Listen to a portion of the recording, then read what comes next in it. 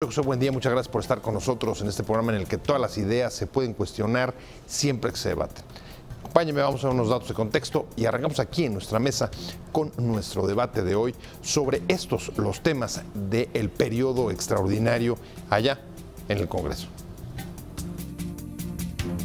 En el periodo extraordinario del Congreso convocado para mañana, discutirán iniciativas muy polémicas y controvertidas, como la reforma al artículo 19 constitucional, de incrementar la lista de delitos que ameritan prisión preventiva de oficio, junto con la creación de un cuerpo integrado por militares y con el mando dividido con civiles llamado Guardia Nacional. El presidente Andrés Manuel López Obrador afirmó que la iniciativa de la Guardia Nacional contempla que el tema administrativo esté a cargo de la Secretaría de Seguridad y Protección Ciudadana y el operativo bajo la Secretaría de la Defensa Nacional. Sobre el primer tema, de prosperar la medida en los términos que aprobó el Senado, se ampliaría la prisión preventiva a delitos como el abuso sexual contra menores, desaparición forzada, robo de transporte en cualquiera de sus modalidades, uso de programas sociales con fines electorales. Sin embargo, la Comisión de Puntos Constitucionales de la Cámara de Diputados redujo la lista de delitos de nuevo aprobados por el Senado a solo 3, pero organizaciones civiles consideran que aún es un número muy elevado y riesgoso para la protección de los derechos humanos. El proyecto de dictamen de la Comisión argumenta que la situación de emergencia que atraviesa el país amerita modificar el artículo 19 constitucional para fortalecer las herramientas que tiene el Estado en contra de algunos delitos. Actualmente, la Constitución política del país solo contempla 6 delitos que ameritan prisión automática: homicidio doloso, delincuencia organizada, violación, secuestro, trata de personas y aquellos que se cometan de forma violenta con armas de fuego. ¿Es con más penas y castigo el camino para atacar la inseguridad? Arrancamos con opiniones encontradas. Muchas gracias por estar con nosotros. Mañana empieza el periodo extraordinario en el Congreso, como le decía en la introducción, y hay temas de trascendencia que ahí van a ser discutidos y en su caso aprobados. La prisión preventiva, la ampliación de delitos que entrarían dentro del supuesto de la prisión oficiosa, la Guardia Nacional y, por supuesto, la Fiscalía General de la República. Vamos a entrarle a analizar este tema, las expectativas que hay. Son temas controvertidos que han enfrentado a las fuerzas políticas, fundamentalmente las que están en el poder, con las organizaciones de la sociedad civil. Me da mucho gusto que esté casi como todos los lunes. Hoy es una excepción. Muchas gracias, Mariana. Gracias a ti, Pepe. Mariana Benítez, abogada. A tus órdenes. Y además colaboradora de este espacio todos los lunes. Muchas gracias. Con mucho gusto y a mucha honra. Muchas gracias. Ernesto López Aure. ¿Qué tal? Un placer tenerte aquí. Hola, También Ernesto. subprocurador en Oaxaca, del gobierno de Oaxaca, y además ahora está peleando por entrar en son los últimos 10, ¿no? En la lista de 10. Últimos 10 finalistas de la Fiscalía que se va a decidir en este periodo extraordinario también. Aparentemente mañana se determina la lista de 10 personas. Pues ahorita le entramos. Bueno. Y muchas gracias, Gonzalo Sánchez de Tele, constitucionalista. También colaboró de este espacio. Muchas gracias. Pepe, muchas gracias a ti. Mariana, Ernesto, ¿cómo están? Un placer. Un placer que estés aquí con nosotros. Y me gustaría empezar hoy, Mariana, la Comisión de Puntos Constitucionales en la Cámara de Diputados redujo ya el número de delitos en que se emplearía el catálogo para la prisión preventiva. Pero me gustaría discutirlo de fondo. A ver, ¿se vale? ¿Es el camino correcto, legislar sobre esta figura, pues, que te permite justamente detener y, como dice la CID, incluso generar castigos anticipados? Porque antes de ser juzgado ya estarías sometido a una situación de privación de libertad. ¿Se vale o no se vale? ¿Es el camino para reducir la violencia? Es que no se vale porque me parece que es una salida muy superficial. No se está analizando a fondo qué es lo que se pretende resolver con esta medida. La han tachado, yo no la compartiría, digamos, de populismo penal. Entiendo que puede haber buenas razones, digamos, genuinas en su origen, de que quieren que el sistema mejore, pero no es por ahí con lo que va a mejorar. O sea, populismo penal en términos de que quieren resolver la inseguridad, elevando penas y ampliando el número de delitos. Y decir, queremos a los criminales en la cárcel. Claro, queremos todos a los criminales en la cárcel, pero una vez que sean sentenciados y una vez que determinen un proceso penal, que ante un juez, en una audiencia y con todas las garantías y principios establecidos en la Constitución. Eso, por supuesto que lo queremos. Lo que no queremos son penas anticipadas. Y mira que yo estuve del lado de la Procuraduría Así y que es. por supuesto que muchas veces pues los ministerios públicos trabajan con una serie de limitantes, ¿no? Desde capacidades, desde instrumentos de operación, desde deficiencias, recursos, etcétera. Lo que yo creo, me parece, es que no es tampoco la salida de decir, bueno, que ya no sean 9, sino que son 3 delitos nada más, ¿no? O sea, se está analizando el tema de una manera muy superficial y nada más hay que revisar los delitos que se estaban queriendo llevar a la Constitución en este mecanismo de pena anticipada, como le han llamado. Aprobados ya por el Senado. Aprobados por el Senado, cosa que yo cuestioné, y que ahora lo que sabemos que se ha aprobado en el dictamen de la Comisión de Puntos Constitucionales es solamente 3, ¿no? Ahora insisten en el delito de uso de programas sociales para fines electorales, el tema de hidrocarburos, el robo de hidrocarburos Huachicol. y corrupción, ¿sí? Corrupción por enriquecimiento ilícito. Entonces, realmente ¿por qué se ha cuestionado tanto esta medida? ¿Por qué internacionalmente y desde su origen? Yo recuerdo, yo participé en la reforma constitucional en 2008 y costó muchísimo trabajo. Fueron largas horas en donde se debatió este tema precisamente, que don Sergio García Ramírez en su momento dijo: claro que ha sido una gran reforma la constitucional del 2008 por la que se implementaron los juicios orales, pero las gotas de veneno que él identificó en esa reforma fueron precisamente este punto. La reforma penal. El catálogo de prisión preventiva. Ojo, prisión preventiva oficiosa, es decir, una prisión automática, que sin que el Ministerio Público tenga que demostrar nada, en automático una persona que es sujeta a proceso por estos delitos entra a prisión. Primero te encierro y luego averiguo y pongo las pruebas. Voy contigo, Ernesto, y la verdad es que lo que me llama la atención es, a ver, así como la opinión que acaba de poner sobre la mesa Mariana, traemos casi en sintonía, por ejemplo, la de los 3 magistrados que fueron propuestos para la Corte en diciembre, y todos más o menos en el mismo sentido, y más bien quizá han sido sesgados en los comentarios que a mí me han llegado, pero en general lo que veo es rechazo a esta clase de medidas, o por lo menos no hay suficiente consenso. Por eso, hasta hoy, después de la reforma de 2008, está llevándose al Pleno en este periodo extraordinario. ¿Por qué? ¿Por qué con tan pocos consensos seguir caminando sobre esa vía? Bueno, lo que tendremos que ver es o determinar si es una medida coyuntural o está claro que no es principialista, sino es coyuntural. Lo que acaba de plantear Mariana me parece bastante claro. La discusión de fondo es el principio de presunción de inocencia. Y en los estados democráticos la presunción de inocencia en primer lugar tiene un ámbito político. Los estados han reconocido que las personas son inocentes por el simple hecho de estar en este tipo de estado. Me parece que eso es suficiente. La prisión preventiva a mí no me parece una figura incorrecta. Me parece incorrecta que se establezca un catálogo de delitos en los cuales va a proceder de oficio.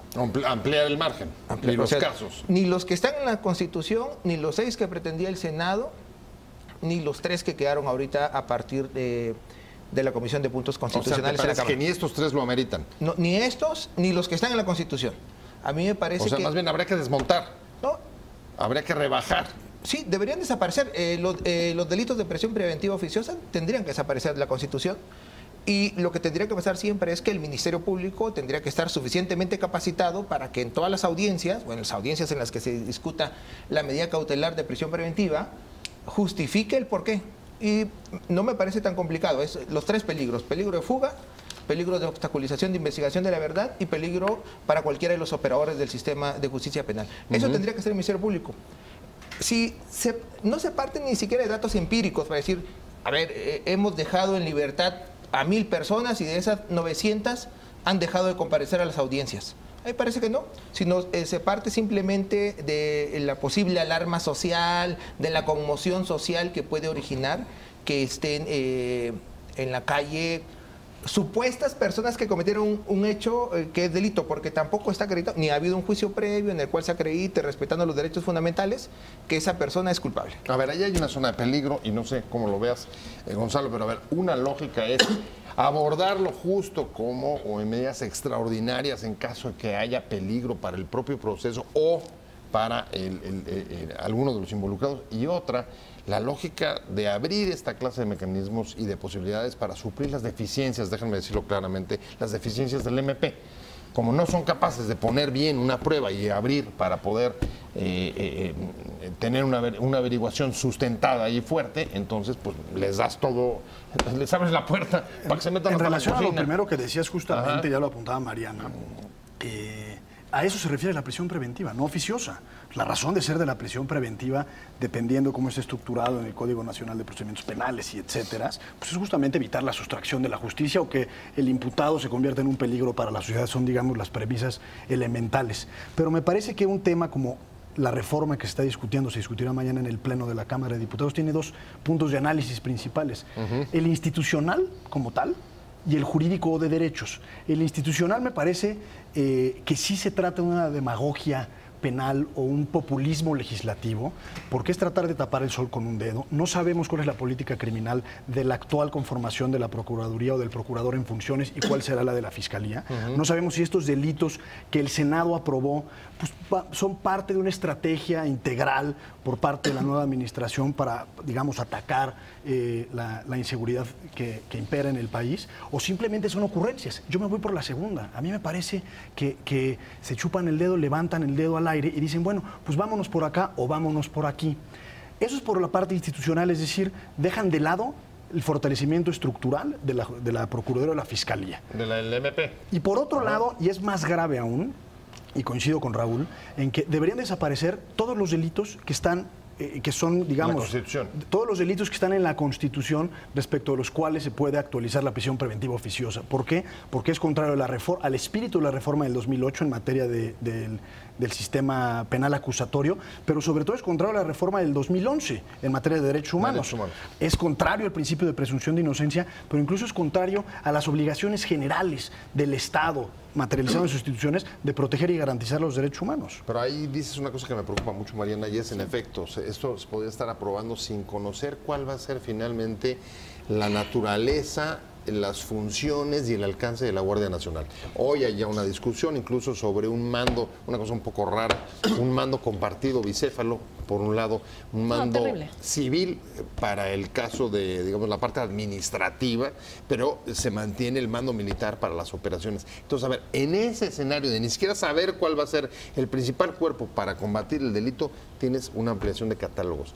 ¿Qué significa eso? La verdad es que sí encuentro con mucha preocupación, y la verdad es que vamos a hacernos cargo de esto. O sea, hacia atrás, esa ha sido en general la tendencia, a pretender establecer ciertas medidas sin conexión alguna. Es decir, no hay un tablero de control grande, no hay una visión macro de todo el problema de inseguridad y de criminalidad que vivimos en el país, y de que cuáles tienen que ser las columnas vertebrales para partir de ahí y entonces determinar cuáles son los órganos responsables, cuál es el diseño institucional que requerimos en cada uno de estos ejes, en el eje de prevención, en el eje de procuración de justicia, en el eje penitenciario. ¿Sí? Entonces yo lo que veo, y más, de verdad lo tengo que decir así, en esta estrategia de este gobierno, es que no tiene ni pies ni cabeza la seguridad.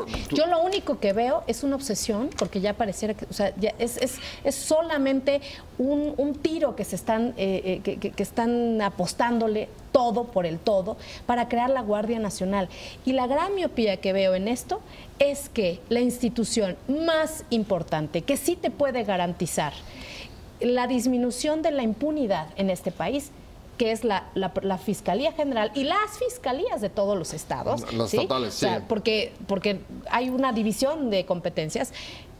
Están olvidadas, están relegadas. Eso no ha sido lo más sexy ni para este gobierno ni para los anteriores, la verdad, ¿no? Entonces, creo que estamos volviendo a caer en todo lo que ellos criticaron, lo que este nuevo gobierno criticó tanto cuando fue oposición, está ahora cometiendo lo mismo. Están con una visión muy policíaca, y ahora déjame quitarle lo policíaco y decir militar, con una visión militarista de la seguridad. Punitiva, porque además militar. lo voy a decir en términos muy coloquiales, es atole con el dedo este dictamen y esta nueva versión de ajustes al dictamen que se está circulando, porque a final de cuentas, aun cuando haya dicho el presidente o el secretario Durazo que va a tener el mando civil, la Guardia Nacional, si leemos la propuesta que supuestamente sale de la Secretaría de Gobernación anoche y que se sometería mañana a discusión, es que es un mando compartido. ¿Sí? Es decir, no termina siendo un mando civil, es un mando compartido donde va a tener dos cabezas esta junta de jefes de Estado de la Guardia Nacional, y en donde va a tener una preponderante injerencia la Secretaría de Marina, la Secretaría de Sedena, es decir, los militares en el diseño, en el tema de los descensos, en el tema de las remuneraciones y en el tema, además, ahí viene una redacción un poco extraña como también de la lógica de las operaciones de la Guardia Nacional. Entonces, realmente le están dando la vuelta y aunque diga que es una institución de carácter civil, de facto va a ser un mando compartido. Bueno, está claro. ¿Tú cómo lo ves? ¿Te coincides? A ver, está desarticulado, son, digamos, piezas que no fueron diseñados con un concepto integral y por tanto pues los resultados pueden ser también igual, pues casi aleatorios. La pregunta sería si el Estado mexicano en sus últimos tiempos, no sé si alguna vez ha tenido una política criminal. Y si esa política criminal obedece a una democracia, ¿no? Formalmente somos una democracia y de acuerdo a los contenidos constitucionales y los contenidos de tratados e instrumentos internacionales. Ahora, ¿obedece la política criminal del Estado mexicano a una democracia? Me parece que no. El ejército ha sido usado en los últimos 18 años y más en los últimos 12 años para prevenir, para combatir el delito. La discusión sería, ¿podemos volver ese ejército a un ejército de paz y utilizar sus estructuras para que se vuelva un ejército de paz? Lo veo complicado. Ahora, lo que decía Mariana es, sí, bastante complicado que exista un mando civil y operativamente un mando militar. Eso es bastante complicado y habrá que ver la estructura, el orden, la disciplina militar, si se puede acomodar al mando civil. A ver, lo que pone sobre la mesa no es cosa menor. Importantes iniciativas se van a discutir a partir de mañana allí en el Congreso. Prisión oficiosa, Guardia Nacional, Fiscalía General. Y me quedé, Gonzalo, contigo. Ponía Ernesto sobre la mesa un tema que me parece de la mayor relevancia y es, a ver, él decía, el Estado mexicano no ha tenido una política criminal para la democracia. Lo cierto es que llevamos 10 años, una década ya, con soluciones que implican la permanencia del ejército en la calle en tareas de seguridad, eso es lo que hemos vivido, y ahora la Guardia Nacional, digamos que sería una forma de regularizarlo y además darle de carácter permanente. ¿Coincides?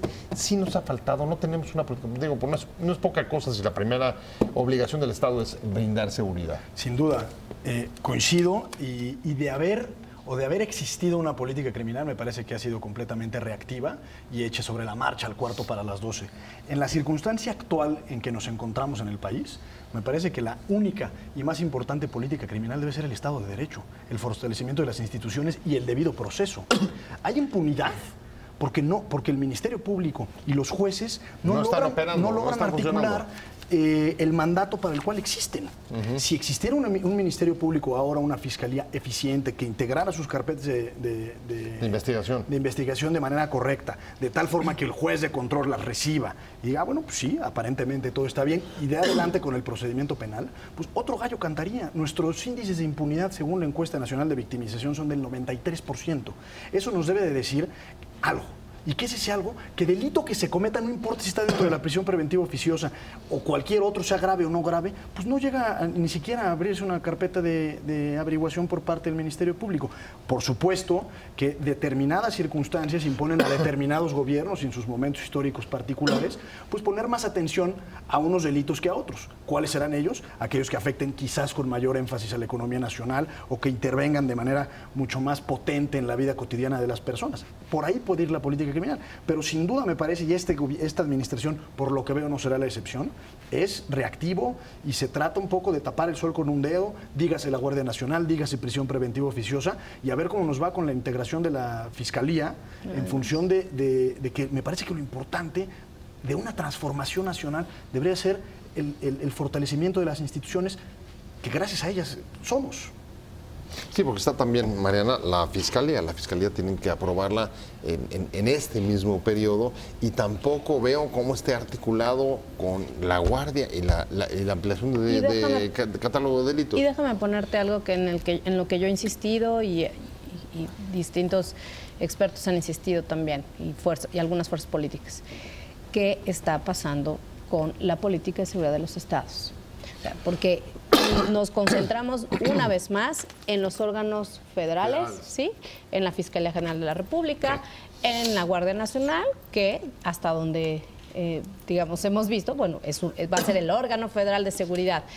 Pero los estados, por un lado, cuando se está hablando de la Guardia Nacional, pareciera ignorarse, desconocerse que somos un sistema federal y que tenemos que también hacer un planteamiento de fondo que a lo mejor no le corresponde en la totalidad del gobierno, pero sí encabezarlo, sí ser el líder, sí tener ese liderazgo que se requiere para emprender para articular este sistema nacional de seguridad, que es hasta ahorita lo que tenemos. Y lo que estamos viendo es que cada estado está, digamos, olvidado y manejándose como le da la gana. No le importa a las policías locales, no están en su radar del presidente de la República y ahora lo que vamos a ver se sabe que se van a castigar también los fondos de seguridad para la seguridad de los municipios y para los estados. Entonces, no hay interés en ver qué va a pasar con las policías locales, en determinar si va a haber un mando único, si no, cuál va a ser el modelo policial que puede salir desde el Sistema Nacional de Seguridad para que lo comparta toda la República, eso por un lado. Y por el otro lado también las fiscalías, es lo mismo. Si 9 de cada 10 delitos que se cometen son competencia de las fiscalías de los estados, pues creo que tendríamos que estar discutiendo con este mismo ahínco que estamos discutiendo sobre la fiscalía y quién va a encabezar la Fiscalía General y la Guardia Nacional, tendríamos que estar preocupados en qué está pasando en las fiscalías de los estados. A ver, pero ¿cómo sienten? A ver, sobre este tema, digamos, hay un cambio ya definitivo de modelo en el que la reforma policíaca quedó ya en el olvido y ahora todos los huevos están puestos en esta Guardia Nacional y en medidas más bien punitivas y en efecto, dejando a un lado el tema de la modernización y capacitación de las policías locales. A ver, hay un tema. A los municipios y a los gobiernos de los estados, a mí me parece que no les interesa el tema de la seguridad. A ellos. A ellos. O sea, no solamente a la federación, como dice Mariana, sino a los mismos estados. Mariana dijo, de 10 delitos, 9 pertenecen al ámbito local, pues los gobiernos de los estados deberían haber estado preocupados y haber desarrollado una política criminal estatal acorde a la Constitución y a los tratados e instrumentos internacionales. Las policías municipales igual. No están preocupados por certificar a sus policías para que puedan por lo menos acceder a una patrulla X, Y o Z. No lo hacen, no les importa. Los presupuestos normalmente para las fiscalías son bastante castigados. Bastante castigados. Muchas fiscalías viven de los recursos que envía el Sistema Nacional de Seguridad Pública, el FAS, mil cosas. Pero no les interesa, en verdad. O sea, eso lo diría. Ahora, a ti te tocó, tú fuiste su procurador en Oaxaca. Sí. Tienes la experiencia directa de la vida local. Y el otro tema es, y siempre está imbricado por decisiones políticas, ¿no? Influyen las decisiones políticas. A mí me parece que tampoco en los 2 sexenios anteriores o 3 se hizo nada para esto, Nada. Se privilegió el ámbito de seguridad pública federal, empobreciendo a las fiscalías. Hasta el sexenio pasado empezó a fluir un poco de dinero a las fiscalías, pero siempre se ha fortalecido a las policías, como si lo suficiente en este país fuera más armas, más patrullas y más policías, ¿no? O sea, no existe una política criminal en la cual existe una prevención social, una prevención desde el punto de vista del sistema de justicia penal y una prevención desde el punto de vista de los reclusores. Eso no existe. Es impensable. A ver, lo que estás diciendo un poco, hemos dado palos de ciego en la última década. A mí me parece que en los últimos 20 y tantos años, diría. O y así sea, lo afirmo. Mucho más. Porque palos de ciego. Y ahí lo que preocupa es si esto que hoy vamos a discutir en el periodo extraordinario de mañana significa que hemos aprendido algo o no. Es que yo creo que no, justamente por lo que decía Ernesto. Porque esa sería la pregunta, ¿no? ¿Qué hemos aprendido de los resultados que hemos obtenido? No hay una política criminal. En octubre se presentó un programa, pero a mí me parece que no se ha presentado el programa de política criminal del Estado mexicano. A ver, lo que sí veo se está privilegiando en ese momento la prevención social. Hay recursos, para los chicos que les decían ninis, ¿no? Esto tiene que ver con deporte, cultura, construcción de ciudadanía, jóvenes etcétera. construyendo. Ahí parece Pero que está aparte, privilegiando. la política criminal, que es la que tendría que determinar de qué manera se van a investigar los delitos, dónde van a ser las Pero ese es otro prioridades, nivel, etcétera. me parece otro nivel, es Pero otro lo que nivel. voy es esta atribución, que sí lo va a hacer ahora el nuevo fiscal a través del plan de persecución penal, etcétera, de facto, pero realmente, si revisamos la ley orgánica que se acaba de aprobar, le trasladan la atribución de la definición de la política criminal del país al secretario de Seguridad. Nuevamente, digamos, el enfoque está en el tema de policías, en el tema de seguridad. Parece que a veces no tenemos clara en investigación del justicia, delito, seguridad no. Ese es otro tema. y la parte política. Déjame ir un carto rapidísimo y regreso porque yo creo que ahí está parte del quid del asunto. Parece que no tenemos muy claro a veces el tema de política de seguridad, política de justicia, cómo se articulan y es que el mundo es la política criminal ¿de qué manera? Y lo demás son sistemas de prevención primaria, secundaria y terciaria. Y dentro de la secundaria entra el tema de seguridad pública.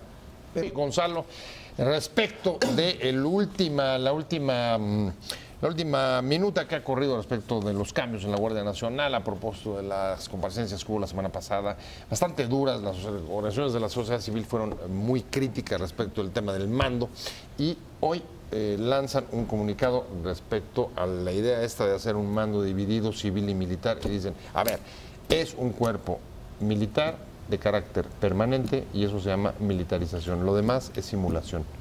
¿Coincides? Totalmente. O sea, que es hay una simulación de política criminal. Pero es una simulación, en el país, por ahí está es la una bronca. simulación bastante más profunda, me parece.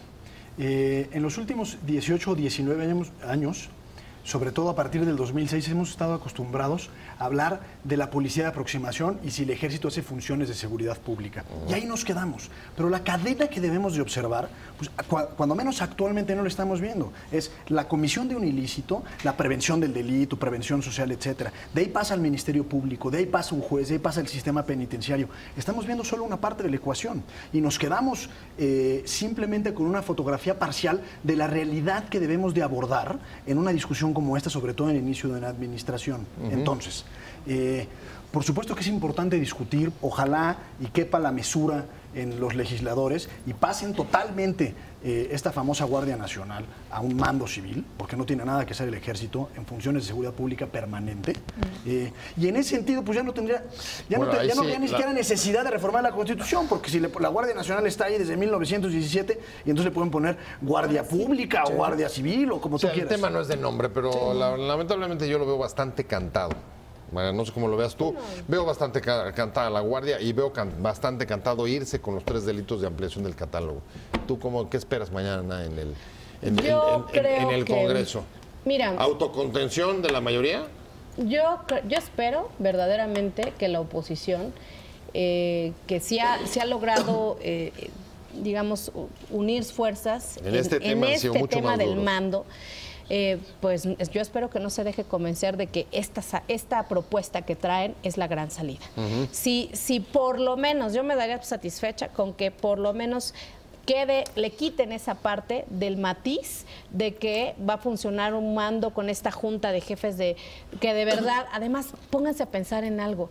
Es válido que todo este lenguaje de juntas y una descripción de atribuciones, etcétera, que pareciera un código procesal, esté en la Constitución, para empezar.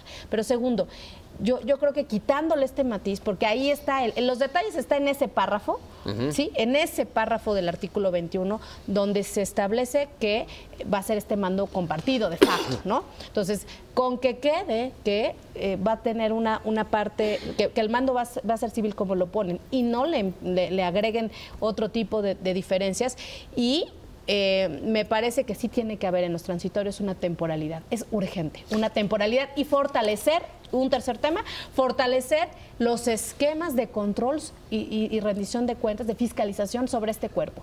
Eso de mandar un informe, bueno, yo ya fui legisladora, mandar un informe al Senado para informar, eso no es un mecanismo de fiscalización, perdóneme. Y va a ser un ente con absoluta responsabilidad, con despliegue nacional y que puede tener consecuencias importantes que me parece que tiene que quedar muy claro que tiene que ejercer un digamos, procedimientos de rendición de cuentas mucho más eficaces y ciudadanos. ¿Cómo ves, Ernesto? ¿Sí hay simulación? ¿Lo ves? ¿Ves que ese sea un poco el... Bueno, para tratar de responder a lo que ponías tú sobre la mesa, la política criminal en democracia nos ha dado pues, porque hemos simulado soluciones que no eran viables. Bueno, en el tema de procedimiento de rendición de cuentas, me parece que el Congreso se la tiene que creer que es un contrapeso y que es un órgano de control de las políticas del Ejecutivo. En ese país nunca se... A pesar de la abrumadora mayoría. A mí me parece que no importa. En ese país nunca el Congreso creo que ha sido autónomo, independiente y nunca ha ejercido controles. En el otro tema, en el ámbito del deseo, a mí no me gustaría que se aprobara la Guardia Nacional, ¿no?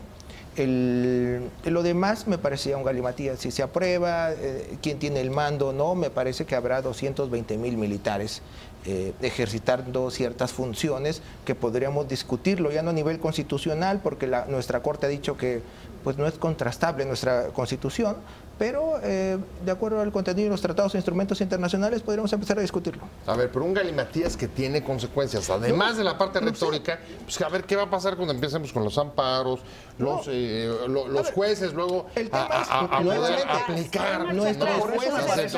Marcha atrás. Lo que decías, Mariana, en cuanto a la transitoriedad, pues me parece que es absurdo. Tanto la reforma a la prisión preventiva oficiosa como la Guardia Nacional establecen en su apartado transitorio que se revisará en determinado tiempo. Ah, sí, claro. Eso es absurdo. Sí, bueno, ¿cuáles son los criterios para revisarlo? Los criterios objetivos de evaluación para decir ha funcionado. ¿Funciona o no funciona? ¿O cuál es el ¿Ya le checklist cambiamos para o no le hacerlo? cambiamos? Eso, a mí me parece, entonces tendría que establecer esos criterios y una metodología para evaluar.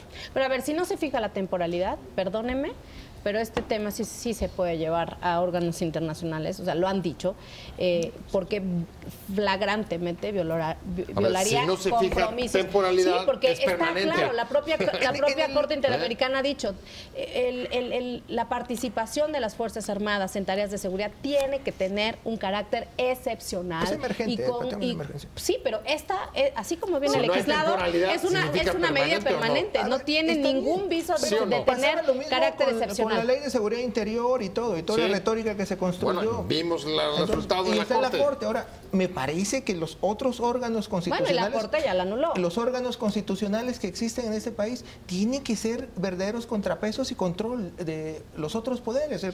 La democracia es control recíproco. Entonces, me parece que tienen que funcionar así. Ahora, yo creo que ni en la prisión preventiva, ni en el caso del ejército todo está perdido. Puede haber control de convencionalidad sobre eso. El tema es que los abogados, uno, lo hagan, lo ejerciten, y dos, los jueces estén dispuestos.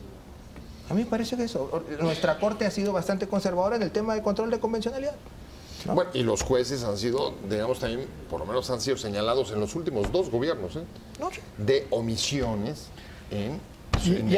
hay un tema que es grave, que es esta noción de cortina de humo. No digo que se esté utilizando la Guardia Nacional para tapar alguna otra cosa, pero la forma en la que lo estamos discutiendo deja de lado la verdadera discusión de fondo del federalismo, deja de lado la verdadera discusión de una política criminal y política de persecución. A ver, ¿el federalismo por qué? ¿Dónde lo ves vulnerado ahí? Bueno, precisamente porque no se está discutiendo cuál es el papel de los estados y cuál es el papel de los municipios que tienen competencias a nivel constitucional en la materia. Y otro tema que me parece fundamental es precisamente la ecuación de la justicia social en la política criminal y en la aproximación al sistema de justicia penal. Si vivimos en un país con tal nivel de desigualdad y sobre todo proveniendo de un gobierno de izquierda que no tome en cuenta esas desigualdades en la estructuración, en la articulación sustantiva del sistema de justicia penal y del derecho penal en sí mismo, pues me parece que es una omisión muy relevante que por la forma en la que se propone y la forma en la que se discute y la virulencia con la que los defensores y detractores abordan el tema, pues dejamos de lado y nos quedamos simplemente en la discusión de la punta del iceberg. Yo deja de ser algo ahí. Yo sí creo, me parece que va del tema. En prevención social hay, y han establecido todos estos programas sociales.